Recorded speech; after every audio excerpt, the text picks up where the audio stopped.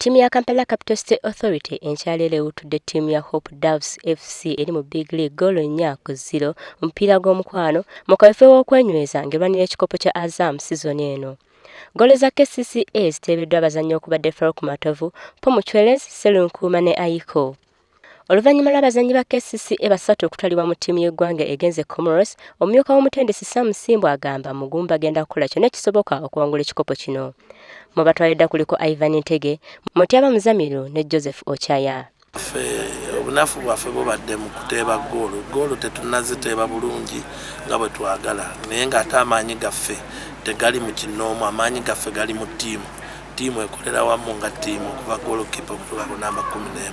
Twataakinga tulumba nga ttiimu era ne tuzibira nga ttiimu. Abazannyi ba ttiimu eno nabo bavudde ne bakyatwala lunywe nti baakusitukira mu kikopo kya sizoni eno olw'obujogoli obupya bwewongedde mu ttiimu. Nsuubira kwongera amaanyi ku ttiimu yange kuba ebiseera ebisinga mabegako mbadde siriiwo nga ndi mu byonna byenkola, naye kati wendi ttiimu nsuubira okugyongera amaanyi era ekikopo tulina okitwale mu sizoni.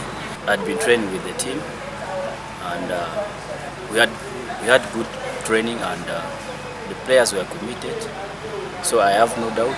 Ttiimu ya KCCA yakazanya emipiira 3 sizoni eno ewanguddeko 2 ne Dream. Ttiimu eno ekulembedde ttebo ya liigi n'obubonero 7. Olivia Nakate, WBS TV, Kampala.